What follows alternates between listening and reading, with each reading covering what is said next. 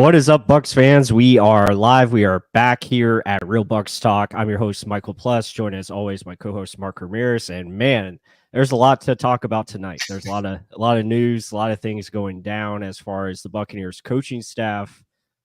As all of you guys know, this man right here is no longer offensive coordinator. He is now the head coach for the Carolina Panthers. That happened last week, and now we have news that he's adding more people to his staff. We got the Brad Izek news that is coming probably soon, and then also Harold Goodwin and Joe Gilbert are joining his staff as well. So I'll bring that up here, and just to show you guys. So there you see it by Rick Stroud. He got both of those coaches, which is, I mean, it hurts as far as the offensive line, but I mean, Mark, what's your thoughts on it? I think change is going to be good moving forward. I'm the big component of that. I think, finding a new voice isn't a bad thing. Yeah, so you can have mixed feelings about both. The Harold Goodwin thing, yes, he was always a good leader, like a good spokesman, very confident in the way he was, and a guy that everyone kept saying was he deserves his shot as a head coach at one point. But to be honest, for a run game coordinator, our running game was not good at all for the past 3 years, not just the past year, 2 years, three. It's just never been really good. Besides the Super Bowl season where we actually brought play action fakes and our running game actually succeeded in the playoffs. Other than that, it wasn't looking good. And then losing Gilbert is huge. People were saying that. So Gilbert is the only one I'm really kind of a little worried about because he helped mature a lot of our young offensive linemen throughout this time, like Kappa, like Tristan Wirfs, like Cody Mock, Luke Gedeke. But how much of that was just them being extremely talented? How much of that is Tristan Wirfs kind of helping take Gedeke under his wing kind of thing? Like how much is that just overall talent? Like Jensen, like stuff like that, right? But either way, he helped mature some of these guys to be the talent that they were. Pass blocking wise, were phenomenal. Again, run blocking, they weren't all there for the past few years. So maybe, just maybe, I think Greg Allman was mentioning that possibly they already know who's going to be their offensive coordinator, and that offensive coordinator wants to change and all that, possibly. But also, it's just Dave Canales just plucking everyone away from us. Like my big thing was the Brad Idsick thing, wanting to keep the system in place. But clearly, we're going with a new direction, and they're just going to change everything in that offensive staff. And for my opinion, this is literally just taking off another layer of what does Todd Bowles really want this team to look like? Because remember, he inherited this team. This is Bruce Arians' team. It's almost like the same adage of everyone always saying, "Oh, it wasn't John Gruden's team. This was Tony Dungy's team that he won the Super Bowl with." Well, Todd Bowles is getting his opportunity to make this team what he wants, and he wanted to be with Canales, but okay, he found a better opportunity. Good for him. We'll talk more on that later, but I think it's just more Todd Bowles is going to truly find what he wants, and let's see what it's going to be. It could be good, could be really good, or it could be bad. I mean, a lot of Bucs fans just always see the latter because of years past. Yeah. We touched greatness with Brady, and they expect that immediately. But let's see. We're building a team. We've got a great team builder and talent getter in Jason Light. Let's see what the coaches can do. Yeah, absolutely. I think it does hurt that you're losing offensive assistants. Obviously, Dave Canales went for a promotion. No one really thought he was going to get a head coaching job. We thought, maybe he'll just get, interviews to gain that experience, but ends up taking the job, and you can't blame him. I mean, 6-year contract, that's hard to turn down. A lot of stability, probably more money, obviously. So a huge raise, and taking Brad Izek, I can definitely see that. He came with Dave from Seattle, obviously following, him to the next spot, and also get a promotion himself. So that's more money for him and his family. Now becoming offensive coordinator, gain that experience. And then I didn't really see the Harold Goodwin and Joe Gilbert. I didn't see that coming. So that is different. That's, definitely a change because Joe Gilbert's been the offensive line coach, and same with Goodwin. Like, they've been here since Bowles has been here. And He's been here. yeah. So yeah, that one's a tough one because it's not easy finding good offense. It's not easy finding, those type of guys who can really progress your offensive line. I mean, you look at the interior offensive line, a lot of those guys got better. Alex Kappa comes to mind. Robert Hainsey has made improvements. So he's definitely done his job.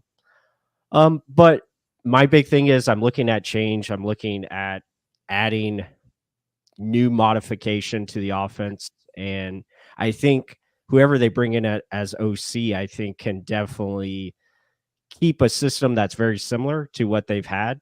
That way it's not complete change, complete turnover, and you can still have success with who you're going to have, which is Baker Mayfield, who is, probably going to be your quarterback. And then you look at, returning stars and Mike Evans, Godwin, etc.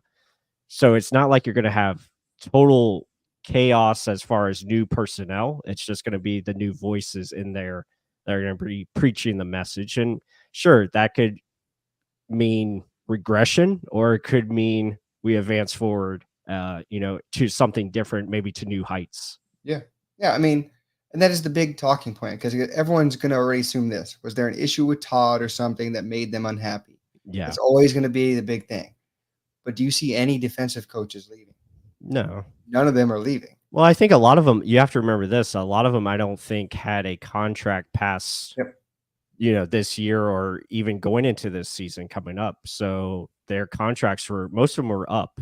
So I think it was just a matter of, they wanted to keep working with Dave, and I can't blame him. I mean, everyone likes Dave. You see the energy that he brings. He's well liked, and yeah, definitely. Yeah, I mean, and let's give a moment of that, like appreciation of Dave Canales' 1 year here. Like, I didn't want it to only be 1 year. I wanted to see if some of these areas that we thought he could have improved on, he could have. Like, I thought he shouldn't have taken the job. First of all, bad situation, bad owner, new GM. Just because you know him doesn't mean it's best place to be. Like, and that's why some people in the group or in the chat are saying, like, why Ben Johnson doesn't get a coach and Canales does. Why? That's my one answer. What thing is, like, it's not Baker Mayfield. Like, that's not the answer. It's not Baker Mayfield. It's not Todd Bowles. Those aren't the reasons why they leave. Right. He's found an opportunity for 6 years, big money. He, in his mind, I may not get this opportunity many times. I'm riding a hot light. Let me go after it. Ben Johnson's more, okay, I don't think Ben Johnson wants to be a head coach. I think he likes being an offense coordinator. Yeah. I mean, some of them have it like that, but then sometimes it's just like, I just want to finish my business. I like what I'm doing here. Yeah. I'm not necessarily chasing something. I know I'm chasing one thing, which is a Super Bowl, calling plays and just learning under a good coach, right? But I mean, Canales, yes, he didn't vastly improve us, but you saw the makings of things improving every game. You saw the creativity of opening guys getting open easy. You saw the creativity of sprinkling in different things in the running game, even though it wasn't successful very often. Things were different, and that was what we needed for this offense. But a lot of our weapons were so damn good that it was capable of this happening. Right. So he used a lot of the weapons he had here to his advantage. Yes, 100%. But in catch-22 aspect of it, he did try and run the ball a little too many times. So are we going to get an OC that can find a time where it's like, okay, maybe the game's not what we should be doing right now. Let's quickly go to pass because we're just going to run ourselves out of this game. And then also realizing, hopefully, whatever offensive coordinator comes in sees, holy crap, the interior of this offensive line is a massive Achilles heel. We need to upgrade that. Because I heard nothing but Canales giving Robert Hainsey his flowers, as people like to say. I hate that stupid quote, but giving him his credit of saying, oh, he's our rock in the middle, but he's getting blown up every damn game. I would want, hopefully, the next offensive coordinator to see that and fix that, improve on that, and just finding ways to add on to what we had and improve on it, not necessarily totally rip the script and start a new one. So, I mean, there are areas where Canales did a lot, and I was hoping just to see more of it, but he's gone now. Good luck. I mean, you're inheriting a terrible offensive roster. Let's see what you can do with that, and you're hoping your defensive coordinator stays. Yeah, but we'll see you, and I want to see who we bring in as an offensive coordinator to get better as a Buccaneers team. Yeah, no, I'm right there with you. I think Dave is, definitely feeling like this was an opportunity he couldn't resist. And again, it's one of 32. It's a head coaching opportunity. You don't know when those are going to come. So I don't blame him for leaving. I totally get it. Do I feel he's ready to be a head coach? I don't know about that. I think he needed maybe a couple more years as an offensive coordinator to really understand, flow and sequencing and all that stuff. But we'll see. I mean, if we'll see how fast he can learn and see what he does with the Panthers. That's a tough job. Obviously, I think Bryce Young will probably play better. Um, but they have to add pieces, like you said. It's a offensive roster that is not the same that he had here, obviously. So anyway, I mean, looking at that, now the Buccaneers head into this offseason. It's another offensive coordinator search. That's the title of this podcast. Again, looking for a new OC yet again. And it stinks, 3 years in a row now. We have new offensive coordinators, Byron and then Dave last year, and now who's it going to be? Let's take a look at, some of the potential candidates. Let me bring this back up here. So obviously everyone knows this guy, familiar face. He was on the coaching staff a couple years ago with BA and everyone, Antoine Randall.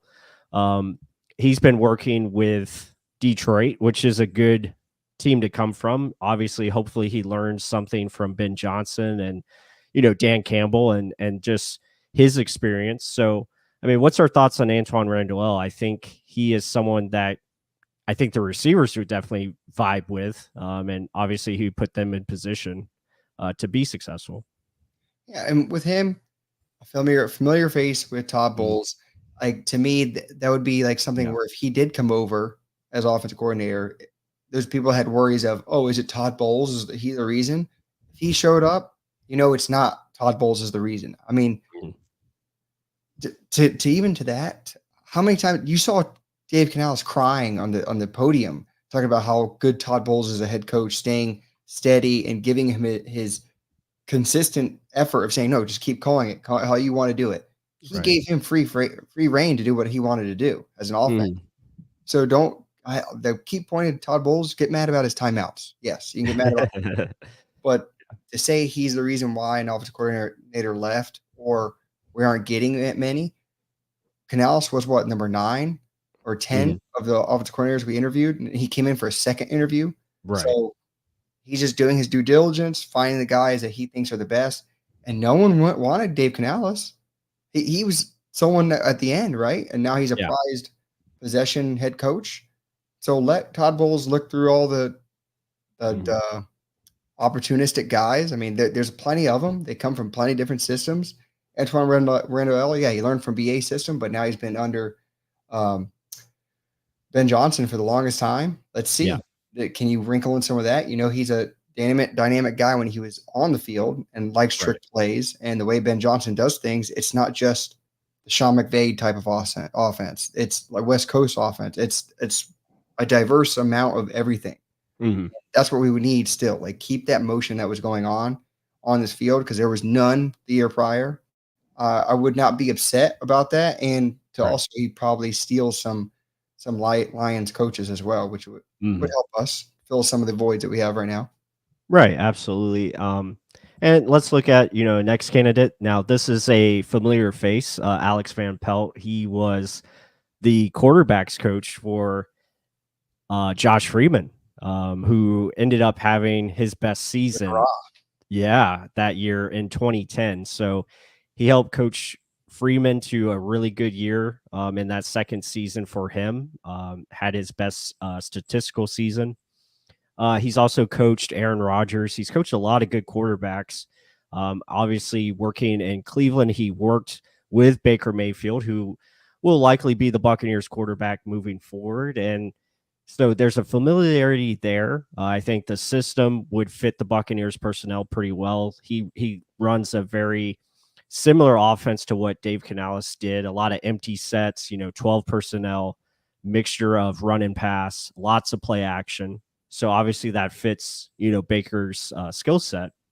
So that's an interesting one. I mean, what do you think of Alex Van Pelt? Obviously, he brings probably the most experience to the table and probably could build a pretty good staff around him. I mean, that's probably the biggest one of them. But the only thing with this one, it's a guy coming away after getting fired, right? So it's almost a bad taste in your mouth. People are probably not liking that because of that. Even though last year Kellen Moore was fired and he immediately got a job. I feel like he was without a job for less than 24 hours, right? But Van Pelt, you're just seeing someone that's had time with Baker under Baker's second best year because his best year was last year. Yeah. So do you want a familiar face or do you want someone who could bring in different wrinkles? I mean, still, Kevin Stefanski was calling all the plays, right? Right. But still, he's learning under that for the Yeah. longest time. And Yeah. then they had, what, 3 or 4 different quarterbacks last year because of injuries? It was just, it was 3, I think. Yeah. Still, Yeah. like, am I a fan favorite of this one? Not necessarily, but I would say it's more the safer option as Yeah. opposed to the right option, I would say. Right. No, I agree with that. So let's keep going. A couple other names. Now, Brian Johnson, this would probably be the bottom of the list for me, just because he doesn't operate with a lot of motion, pre-snap motion, that is. They also interviewed with Gerard Johnson, but Gerard Johnson is going back to Houston, so he's off the table. But yeah, Brian Johnson, I mean, I guess the familiarity, yeah, exactly. The familiarity with Kyle Trask, but again, Kyle is probably not going to be your quarterback. It's going to be Baker. I do like how he operates mostly in shotgun, which I think is good for Baker Mayfield. That's a strength for him when he's in shotgun. The only thing is like, I don't know. He had a lot of things on the Eagles offense as far as personnel, and they were so up and down, offensively. So that's probably a signal for me to probably steer away from Brian. I mean, what's your thoughts on him? Yeah, I agree with a lot of people's points. I mean, Yeah. I do agree that it's good to stay in shotgun a lot, but as you saw from our game, he didn't have many counters to the blitzes. He didn't have many options for the quarterback to make it an easier decision, right? There was no, okay, they're blitzing, here's your hot, right? Yeah. There was no choice routes like how BA would have with, okay, if the receiver sees it, he's going to break and go in because he knows that void's missed, right? Goes out. So there was none of that. And then to work to better improve your quarterback, you want to play for a quarterback system, right? Quarterback friendly system. And that clearly isn't. And Jalen Hurts, although he is gifted athletically, he has an arm, he has all the traits you want. I don't think he's to the point yet of just totally dominating mentally the game to diagnose everything. And that's something he truly needed. Yeah, his deep ball is phenomenal, as he's shown in our game. But still, he has to be able to see the field. If you're not helping the quarterback out with a system like that, I think Baker needs that. And we all found out from this year, like you can't force it all on the quarterback. Right. Like the Pete Mannings and Tom Brady's and of Drew Breeses of the world, they're far and few between right now. Now it's like you have to help him out because the defense is either that good or just the weapons aren't working to your advantage, right? So you got to have a guy that can help the quarterback out, and that's why Dave Canales probably got a job so fast. Yeah, absolutely. And then let's move on to one of the last ones, which is Jake Peets from the Rams. I think that's another guy I think that would make a lot of sense. He's supposed to interview sometime this week. He would bring a very similar offense to Tampa, which would be great. And he's worked with Baker Mayfield as well. I think that would be awesome. Just getting that connection. And this is a guy that actually recruited, Baker to the Rams. So there's interest there. So yeah, I think that would be probably the number one option for me personally. I think Jake is probably my number one. Let me bring up. Well, you talk about Jake Peets while I bring up the other guy that they are trying to interview as well, the guy from Detroit. So we'll touch on that. Yeah, but Jake Peets, I like that he's actually called plays before. A lot of these other guys that are position coaches haven't called plays. He called plays at LSU, albeit for just 1 year. Still, it's experience doing it.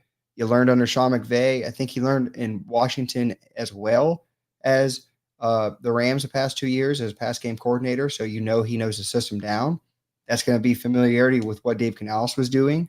So again, guys, I don't want to lose this system because this system clearly works for Baker Mayfield, and he clearly liked Canales a lot in the system, right? So it's not necessarily just the guy, it's being familiar with the system that a quarterback thrived in and not wanting to fully change it. So that's why I would like Jake Peets the most. And Mhm. I've seen some of his like podcast interviews. He seems like a well down to earth type of guy and very knowledgeable, very well spoken. I mean, no one's going to be as fluent as I feel like Dave Canales because that damn guy, he would just immediately snap it right out, like and give you an answer, Right. a fluid answer. Like that was phenomenal. Like I don't know how more teams didn't jump on him just based on how good he can talk, right? But Mhm. I mean, but Jake Peets does talk well. He talks. He's more of like you're talking in a podcast, kind of like friendly talk instead of Yeah. like shy or held back or not or being kind of like how Todd Bowles is quiet, not wanting to answer at all. This guy's just more calm, collected, like he's just having a conversation with you, which I thought was kind of cool just to see as a person kind of thing. Yeah, absolutely. So yeah, Jake would probably be, yeah, my number one guy. I feel like there's a lot of good things that he brings to the table. But one more name to the list. Let me bring this back up here. This is the Lions passing game coordinator, Tanner Ingstren. Hopefully I pronounced that correctly, but he's interviewing for the Buccaneers offensive coordinator job. Um, he interviewed for the Patriot spot last week, so there is competition there. But I think that is a great spot to investigate because the Lions offense has success and they show that, they know what they're doing as far as offensive play calling goes and all those things. So yeah, I wouldn't mind doing, getting one of those guys, someone new that hasn't really been on the NFL spotlight, but they also have that experience from other, places that they've been, whether it be college or NFL. I mean, he just again like how he did last year, Mhm. checking no stone unturned. Let me just Yeah. check and see. And it's also like seeing, okay, what are you going to bring here? It's also asking what were the teams that you're on? What were they running? Because I Right. guarantee you're going to say some of the aspects that that other team was talking about, right? But I like the comments on the bottom of those posts. It's all like fans. He's a lion. Now the Yeah. Bucks. What the hell?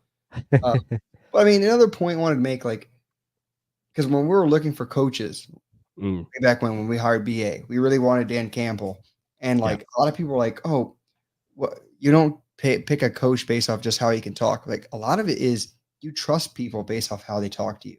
Like, do you Mhm. remember the Jets head coach, the guy that's his eyeballs were going Oh, all over the Adam place? Gase. Yeah, Yeah.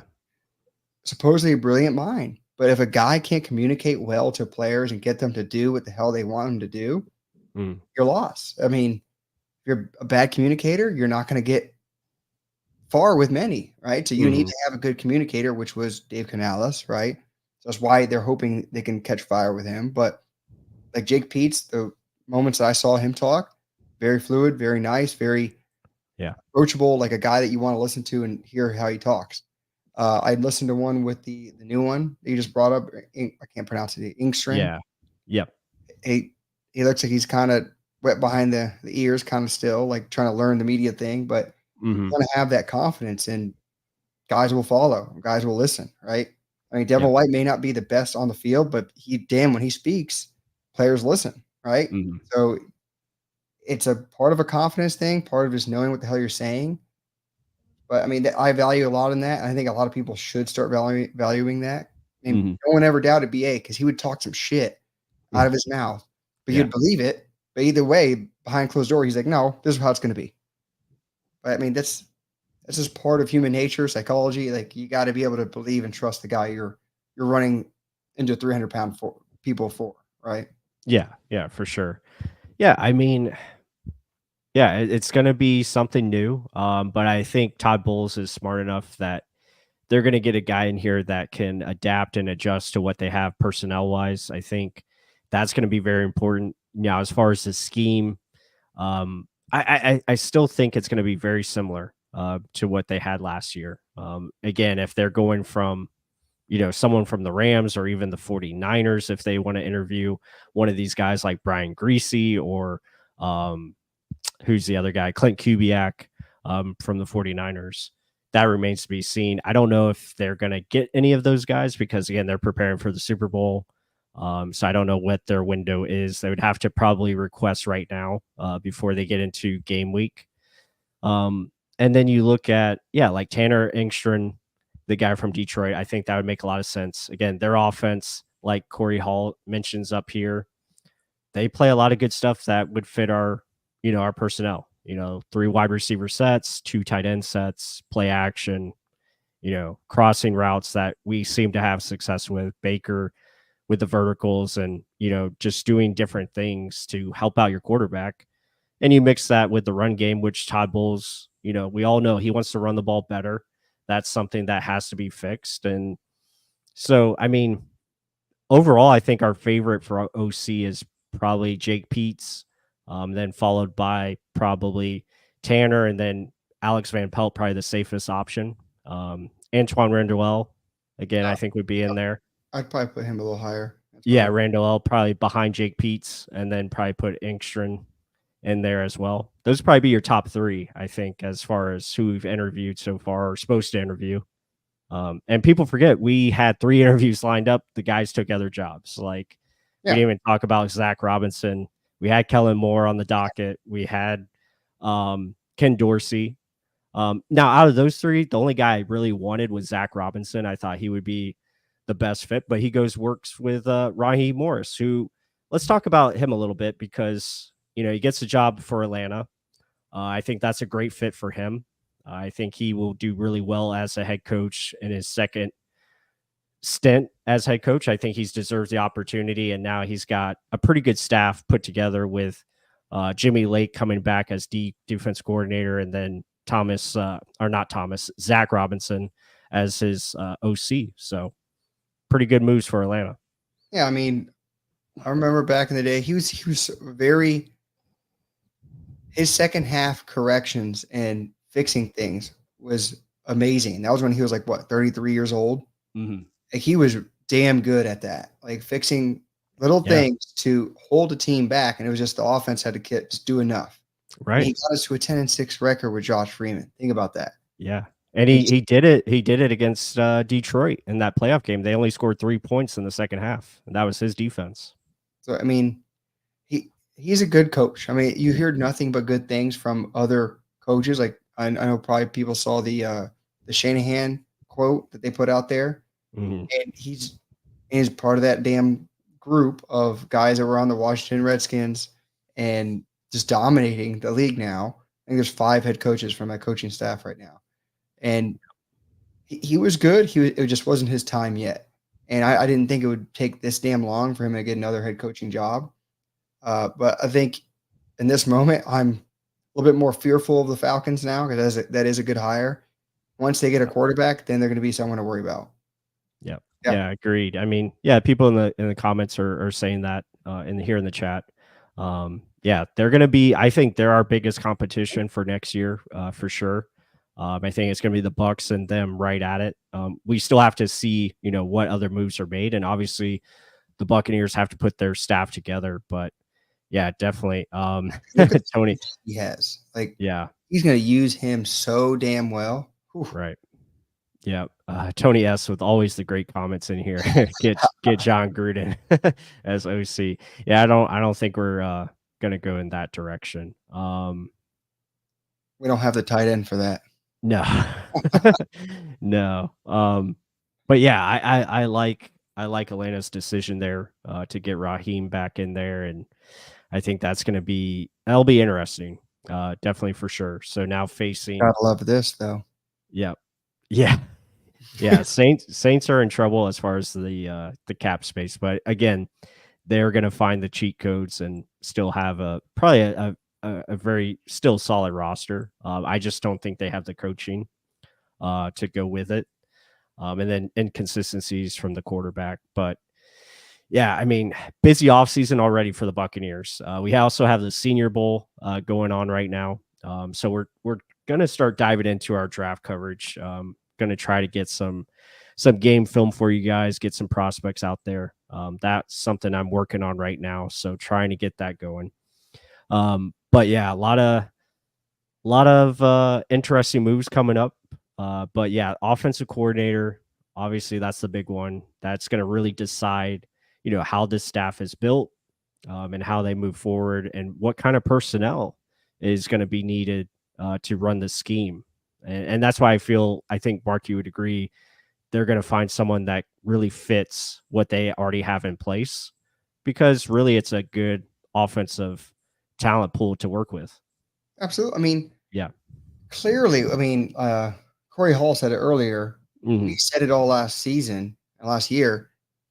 The roster is still loaded. That's why we were just questioning, like, why the hell are we getting 3 wins max? Yeah. First overall pick, we're getting Caleb Williams. Right. Like, what the hell are you talking about? Like, there's still plenty of talent all over the damn field. Hmm. Like, we still have damn near 2 number 1 receivers. Um, a rising running back, a defense that was loaded and, like, getting after it. Like, I just didn't fully understand it. I still don't get it.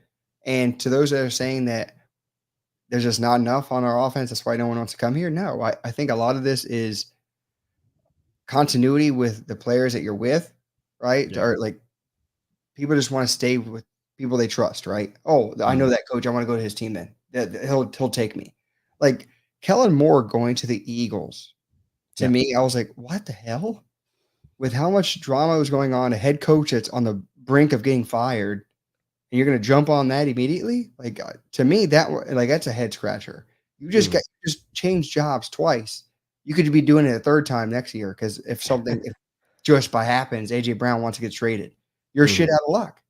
Like, you really are shit out of luck if AJ Brown says, "No, I'm not gonna play here no more." Mhm. Like, good luck. Yeah. So that one, head scratcher to me. So, it's yes, it's all predicated on if we sign back Mike Evans, Baker Mayfield sign back, but you hear both of them wanna stay. Yes, Mhm. let's lock it down. This offseason's already started off with a bang with Dave Canales leaving, so I'm not gonna say 100% on anything.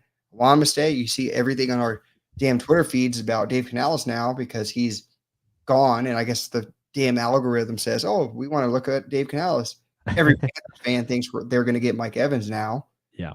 since they're getting our whole staff, right? So that Mhm. is frustrating. So I don't hope that doesn't happen. But if they do come back, there's plenty for any offensive coordinator to use and to work with. And I would not be worried about that. And not to mention growing on it. Yeah. Because when we looked at the season, the last podcast, we're like, there's only a few things that this team needs to fix. We're in the second round of the playoffs and still hanging in there against the Lions, tied against the Lions. Could have Mhm. been in that conference championship game. Like, it's not that far off, guys. As many times we want to say these bad things, Todd Bowles is a lot better coach than the priors of like Dirk Cutter and Greg Schiano and like the list Mhm. of that. So Right. let's think about where we were, look where we are, and where we're trying to get to. I'll just stay in the past, right? So I know we all want Tom Brady back and we all want Super Bowls. Yeah, we do want that. We got to play for that every year. And I think that's what Todd Bowles is trying to do, reload and get after it and not be crying over Dave Canales leaving. He took an opportunity. Let's move forward. We all can't have Right. the Ben Johnsons of the world. No, I agree. I think again they are building. I think Todd Bowles is doing a great job of building a culture. I think the players like playing for him. So I think there's real respect there. Now it's just about getting your guys back, and I think a lot of these free agents are going to be back with the Bucs, and I think that'll be good. Then it's about finding the right coach, and I think that's why they're taking their time with this. Yeah, toes on the line.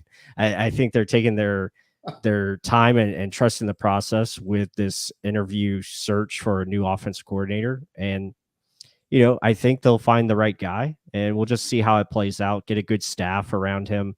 You still have Skip Pete here as your running backs coach. You still have your tight ends coach on board. So now you need OC, wide receiver coach, and offensive line. And we'll see if they add a run game coordinator. That'll be interesting to see if they do that. Probably will, I'm sure. Um, but yeah, I mean, we just got to let it play out. I'm confident that they're going to get the right pieces in here and, build around what they have. And now it's just about Jason, I think, upgrading the roster too, finding and we can get into this a little bit. I think we'll get into this and then, head into what's next as far as the offseason. But team needs, team needs offensively. Let's list them off. I think offensive line, interior offensive line is number one. So that brings me to this guy, and I am falling in love with this guy as far as the draft Oh, prospects. I was like, where's he going with this? Yeah, because I think center is our number one need, and this guy is, he's legit. This guy is the best center in the draft class, and I would have no shame taking him at 26 overall. I think he's that good. He reminds me a lot of Ryan Jensen. So he's a monster. So that is Jackson Powers Johnson. A lot of people call him JPJ. And he is the center out of Oregon. I think he is legit. I know a lot of people say, oh, we need to take edge rusher, which, yeah, we need a pass rusher, but can't really force that unless you're going to try to trade up for someone. Yeah. But I like JPJ. I think he would be instant starter, instant Pro Bowl player for our offensive line. Instant Pro Bowl player. You're gonna go Yeah. Yeah, I think he's that good. I think he would be legit. Well, then he needs to be our first film study because I Yeah. haven't looked at anything. Yeah. Guys, to be honest, I haven't looked at anything. Yeah, I think he's really good. So I would love to have him in the middle. You keep Cody Mock at right guard, and then you go find a veteran left guard to put on the other side. Well, what I do like most about him is he's 330 pounds. I'll take that. Yeah. But go back to that clip. They're saying anchoring going down. He goes back 5 yards. What are we talking about? Like with anchoring? Bring that clip back. Let me bring it back up. Let me just play it. So yes, he takes the guy down. Mm-hmm. Let's watch this through. Like where he starts to where he's ending. And no, further than 5. Yeah. Oh, okay. Within the 5. Yeah. He anchors right there. Yeah, at the end. All right. But I just like him. He shows a lot on tape. I think at 26 he would be a perfect pick. I don't think he makes it to our second round pick. He probably goes at the end of the first round or somewhere in that. So yeah, I think he'd be a lot of fun. Yeah, yes. I no doubt think upgrade at center is needed. And that's not necessarily saying Hainsey isn't going to have a job. You can move him over to left. I think they just used Hainsey at center because it was needed in a pinch. I think he's a very knowledgeable player, very heady player. Yes. I just don't think he has it in the pants to be a center. Plus some of his snaps were extremely low last year. Let me get a true center in there. Put him next to Tristan Wirfs and have him just helping instead of necessarily taking on head down, then have to get up. I just don't think he can anchor the best. But I just think that is a priority that we need. And that's why you're probably saying first round, a center. But yeah, team needs on offense. To me, it's just center or left guard, whichever one you want to say, and then upgrading your tight end. If priorities of where they rank, I would probably say a center / left guard, tight end, your secondary running back, and youth for wide receivers. Right. I would think that'd be how you matched them up. I wouldn't even put quarterback in there if you get Baker Mayfield back. Right. If there's a guy later round, okay, or if there's a guy that falls to you in the second, but do not take a first round quarterback. I know a lot of people want one. Don't do it. Right. Yeah. No, I agree with that. I think, but yeah, top needs overall, I think I'd rank it this way. So edge would probably be number one. And then I was just saying for offense, but yeah, I know, but just overall now, as we move into, just the team, I think edge, and then you need center. Yeah, definitely need a yes. Definitely need a tight end that can stretch the field. I think that's going to be very important.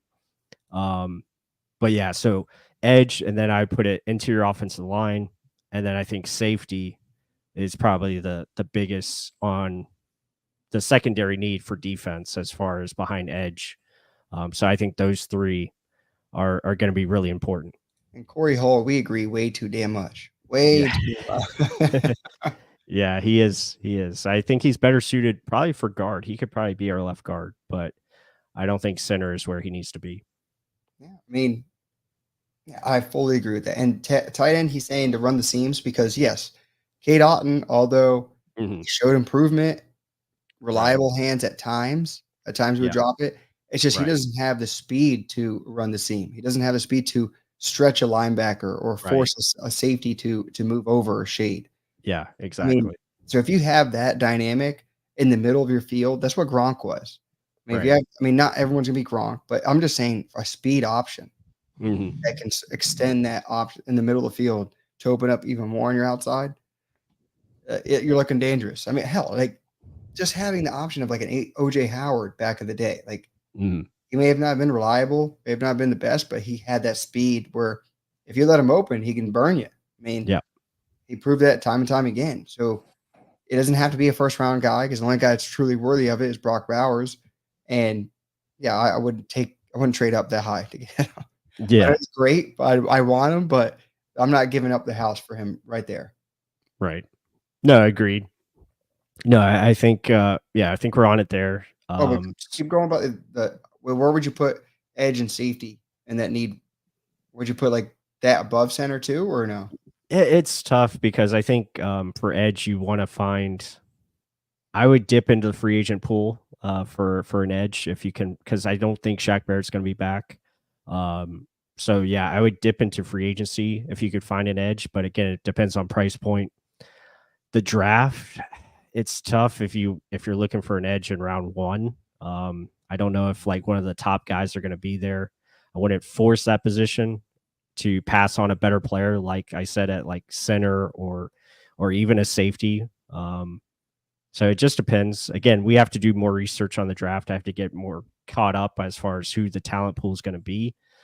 But yeah, I would say edge is still number one, and then safety is probably 1B because I think you need a safety that can really take that middle of the field away, be that downhill guy in the run game. I think that's very important. Uh, So you're saying two defensive players are your top priorities in the offseason instead of offense? I think offense is pretty much set. I think again, I think resources for center or tight end, I think can be Later rounds, you mean? found later. I think there's depth at center. I just really like JPJ because he's that good. I think he's above the other guys. But Zach Frazier, Van Pran from Georgia, those are two guys you could get round two or round three. I just see like years past, like where I'm like, I fall in love with the center. I want him. He becomes Yeah. a phenomenal player. Like Creed Humphrey, we Creed love, Humphrey, yeah. One pick away. One and he pick was a away. first round pick. So don't say No, don't. second round pick. Who was? I thought he was a Yeah. Chiefs first round pick. No, he was the second First round pick. high in the highest. In the Yeah. Yeah. but like I remember, damn, I wanted him bad, Mhm. bad. Uh, just to Yeah. anchor that center of your offensive line for the longest time. Right. Ugh, but yeah, I view that. I don't know. Like, Mhm. yes, edge would be a high priority. Do you want to pay that much for an edge rusher in free agency? Because you're going to have to bring out the bricks truck on that one. Like, you're going to Mhm. have to. Yeah. If you're thinking anything of like Brian Burns, you're upwards of what 25 million a year, right? Probably 20 million, but it's gonna be a lot of money. Yeah, for sure. I think it'd be more than that, bro. If Mike Evans is asking for 20, Yeah. premier edge rusher, young, he's going to be 25 at least. I mean, with the market how they are these Yeah. days, It's gonna be a lot of money. it'll be A lot 50 million. I mean, if a quarterback's getting 50, right? it's gonna be a lot of money regardless. So I think that's where we can put it at. Yeah. I think Yeah. 25 would be a normal market because it wasn't Right. the franchise tag 20 for Shaq. Yeah, you're probably That was right. the average of the five. Yep. So, and that was what, 2 years ago? Hmm. So if we're talking Yeah. 21, 20, I think it's going to be more. If the average of the top five 2 years ago was 20, it's going to be Hmm. at least 23, 25 Right. for a young, youthful guy. Yeah. I mean, it ain't going to look pretty. Yeah, That's definitely. what, that's why it scares you for free agency. That's why you have to build through the draft. Like you Hmm. hope one of these guys fall, or again, you're trusting the light and you get a second or third round guy that can be a Hmm. Yaya Diaby, right? Yeah, for sure. Do they hope Jose Ramirez can turn into something or um, Watts? Like, can they turn into something? You hope, Hmm. but yeah, like Shaq Barrett and his contract, I think that's what you're saying. He won't be here Yeah. because of that. Right. Yeah, no, I definitely feel, the edge depth. I mean, right now, Yaya Diaby, Anthony Nelson, Marquise Watts. Yeah, those three are probably your top three right now if you're going into next season. So I think they definitely need to add to that group. We'll see. I mean, veteran pass rusher is going to be hard to come by. Again, it's a premium, it's a demand position, so that's going to be tough. But it's also a demand in the draft. So that's why I feel like at 26, you might be getting the fifth best pass rusher versus you could get a number one guy. You could get a number one guy at. Didn't even mention corner, so you could get like a top corner. You could get a top center. Stuff like that. Even let's say something happens where Mike Evans doesn't return and you need a receiver, maybe you get a top receiver, at that spot. So, yeah, a lot of things to look at this offseason. It's going to be another wild one. It seems like we say that every year, but that's the case. It just keeps on coming. It doesn't end. You love it, So, though. yeah, it's fun. I mean, it's drama at its fullest. It's definitely the best TV show out there. And I forgot to mention JTS. Yeah, obviously, obviously you have JTS there, so I think he'll be here. He'll be back, and I like him as a rotational piece. I just don't think he's the top guy. So yeah, I like him as a rotational piece. I mean, if you can, first of all, Brian Burns, just leave Carolina and make the job even harder for Dave Canales, please. Thank you. Yeah. You already have a bad taste in your mouth from there. Just go on to something bigger, better, and get your contract, right? Right. Yeah, absolutely. But yes, I fully agree. Like I just want that front four to do it, right? Like, Mhm. yes, our Vita Vea, Kalijah Kancey, that is a hit. That is going Yeah. to only make things better. If you get a true edge rusher next to that, it'd be almost like Right. pairing a true edge rusher with Warren Sapp back in the day Mhm. and Simeon Rice. That's what it would look like. And Yep. I want that. I badly want that. But Mhm. things got to fall our way. I mean, we did that Right. based on a trade, right? We traded for Mhm. Simeon Rice. Is there a Yep. way we do something like that? Maybe. Hell, we traded for JPP, right? Yeah. But there's things in the cards. You never know what it's going to be. It's again, like you just said, it's the drama Mhm. show of all men everywhere. It's amazing. Yep. But to me, yes, I want a damn safety. Just give me Mhm. a safety. Jordan Whitehead, come back, please. If you don't, give me someone that's familiar with that type of thumper in the middle, secondary type of linebacker that can fill holes. Because I think KJ Britt's good enough. If you can Mhm. get a guy that can fill holes that even more, that run game's going to be phenomenal, stopping the run. And Antoine Winfield Jr. flying anywhere the hell he wants. You can use him on blitzes, deep safety, nickel. You can do whatever the hell he wants if there's another safety there that knows what the hell they're doing. They can stand up in the run game. They can fill gaps. They can just knows assignments. I think this defense is very, very underrated still. Mhm. And if they grow together, they're so young. They grow together, fill in just a safety role. I think that's a bigger priority to me than edge, even though edge will make the safety even easier of a job. Mhm. It's just going to be hard to bring in that much of talent unless you draft it, and then you're hoping because, like you just said, you're getting like the fifth or sixth defensive end, right? Mhm. Uh, Yep. but based off of draft positioning, safety and center, you're probably getting the best one. So do you want Yeah. to do that, right? Or do you Yeah. want to get the fifth or sixth best edge rusher according to talent wise, right? Right. Yeah, 26, yeah, you probably could get one of the top safeties, whether that's Cameron Kitchens from Miami, or you could do like Tyler Nubin from Minnesota, pair him up with Winfield. So yeah, those would be a lot of fun. But yeah, I mean, overall, guys, we talked a lot about, early in the show, we talked about the offense coordinator position, the staff. Obviously, the staff is going to look a lot different, a lot of turnover coming up as far as new guys coming in. And then obviously going into Senior Bowl and draft content, and then also free agency is on the docket, not too far away, which is crazy. It's yeah, you should put Vita Vea in that I center. saw that. I think that would be a perfect solution. Just to let him play two way. He doesn't play much on defense already. I mean, he rotates, so just let him play offensive series. It'd be fine. Um, But yeah, I mean, so overall, we discuss, guys that they're interviewing. I think our top choices is Jake Peets right now, and then Antoine Randall, and then probably Tanner Engstrand from Detroit. I think those are the top guys that we feel would be the best fits. But who knows? There's going to be probably more names, Mark, I think, to come forward, and we'll see if they can come to a decision. Hopefully by next week. Hopefully they can start putting together a staff. I think around February is when Canales was hired, like mid-February, or was it maybe after the Super Bowl he was hired? So hopefully we don't have to wait that long before they get a guy. So it's going to be a fun off season. We got a lot of stuff to get to and get on as far as content. So should be a lot of good times. Yeah, I mean, there's just so many things you got to worry about. I mean, it's every off season, right? It's get another offensive coordinator, not to mention staff to go with. Right. Do they truly let Devin White go? And that's Todd Bowles' boy, right? Like a son. Yep. Does he let him walk? Like, do we sign back Baker and Mike? I mean, there's just no 100% on any of this. Like, we want it to be. I mean, I think every Buck fan would get pissed if Mike left. Right. Not just at him, but at the organization. Like, why the hell would you let him leave? Like it wouldn't be his fault. It'd be the organization. It's Todd Bowles' fault. It's always Todd.